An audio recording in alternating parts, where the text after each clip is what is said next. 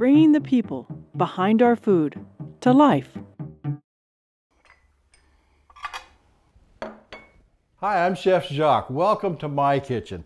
You know, I really love to entertain, and when I get people together, I try to fix out something that's very simple, but yet very elegant at the same time. As you notice, I've got some cheeses ready to go here on a cheese plate, and they're very common. You can find these anywhere in any local store. I've got some Gorgonzola cheese over here, some smoked Gouda. This is Reggiano cheese, which is a Parmesan. This is, what is this? This is an Emmentaler type cheese, a Gruyère, and I'm going to start off by doing a Chevre type cheese. This is a goat cheese from France, and the way we're going to make this kind of elegant is we're going to take some Dijon mustard, and we're just going to put some Dijon mustard on the bottom there and just kind of move it around a little bit so we have a base and a flavor for this great Chevre cheese. Now, this is a very mild goat cheese. Don't be put off by that because it is not a very strong flavor at all. This is actually a very, very mild flavor. This is cumin seed, and we just put a little cumin seed on top, a little decoration. And what they're going to do, they're going to put this on a cracker or a little crudette of some type, and then maybe a little cracked pepper on top there. And you could decorate this up with a little fresh mint. That would be nice to put a little fresh mint on there. And that's done. I'm going to do the same thing with the rest of these cheeses with just really common items that you can probably find in your pantry right now. Let's work on this Italian cheese right here in the middle. Well, what goes with a good Italian cheese? Well, we have some prosciutto ham, and let's put a little bit of prosciutto ham right there in the center like that. Sun-dried tomatoes? Why not? Here's some chopped sun-dried tomatoes.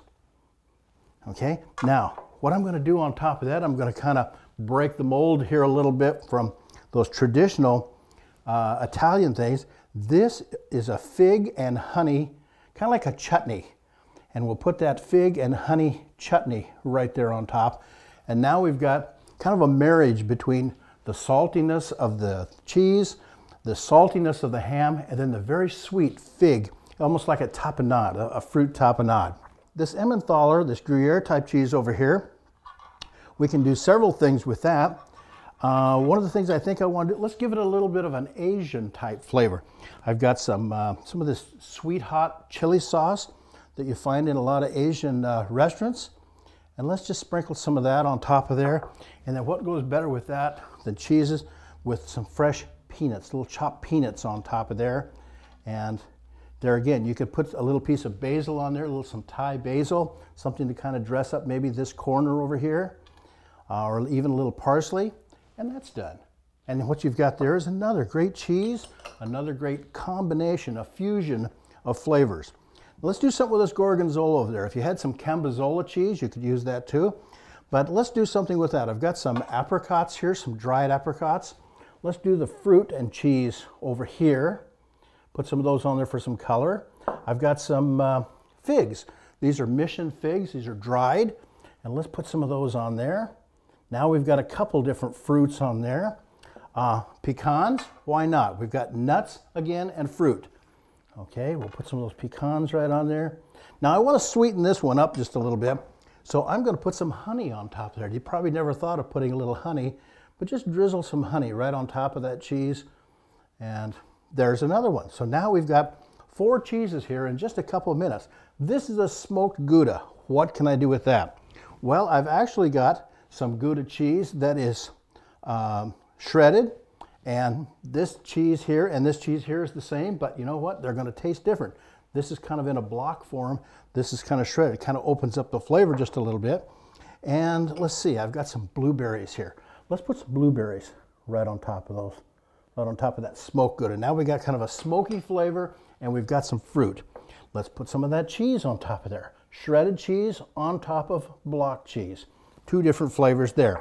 And I've got a pecan left over here. Let's throw a pecan at that one too. This is a semi-soft cheese. It actually melts real well. It will spread, or it can be served in wedges like we've got here. But I'm not done yet. I've got some mascarpone. Mascarpone is a very, very sweet cream cheese from Italy. It's actually the basis of tiramisu. So, you love that. So what we're going to do with that, it just cries out for some fruit. So we'll put some of those blueberries right on top.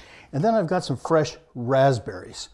And we'll put some raspberries. You could use cherries or really whatever is in your growing area that's fresh. This would be a great time to do that. And then as the top piece, I've got some coconut here. This is unsweetened coconut, and I've kind of toasted that a little bit to bring out that aromatic flavor to it. So we'll put a little toasted coconut right on top. And there's probably a little cheese plate there you really haven't thought of. So really, that's about it. In just a couple minutes here, we've got 6 different cheeses, very decorative, and you could use your imagination on those, get some crackers and some bread out. And then, really all you need is just a glass of wine and some good people and some conversation, and there you go. See you again in my kitchen.